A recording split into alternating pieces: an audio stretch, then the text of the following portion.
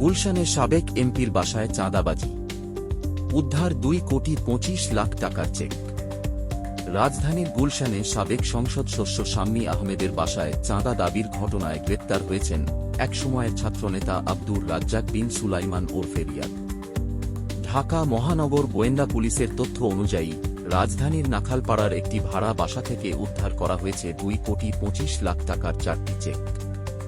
আজ বুধবার DMP media সেন্টারে আয়োজিত এক সংবাদ সম্মেলনে এসব তথ্য জানান ডিএমপির গণমাধ্যম ও জনসংযোগ বিভাগের উপকমিশনার মোহাম্মদ তালেবুর রহমান। আব্দুর রাজ্জাক ছিলেন বৈষম্যবিরোধী ছাত্র আন্দোলনের একজন সক্রিয় নেতা।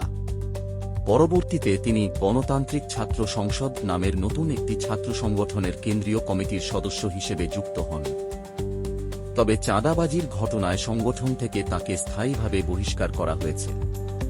ডিএমপির ভাষ্য অনুযায়ী গুলশানের সাবেক সংসদ সদস্যের বাসায় গিয়ে 50 লাখ টাকা চাঁদা দাবি করেন রিয়াদ।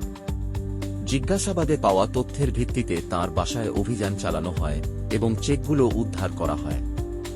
এ ঘটনায় কলাবাগান থানায় আলাদা একটি মামলা দায়েরের প্রক্রিয়া চলছে।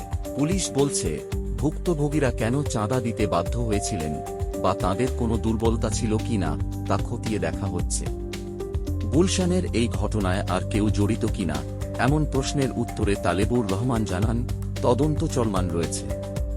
কাউকে দলীয় পরিচয়ের ভিত্তিতে ছাড় দেওয়া হবে না। দোষী প্রমাণিত হলে আইনি ব্যবস্থা নেওয়া হবে। চাঁদাবাজির মতো অপরাধে পুলিশ কঠোর অবস্থানে আছে। তদন্তে নতুন কিছু উঠে এলে বিস্তারিত জানানো হবে।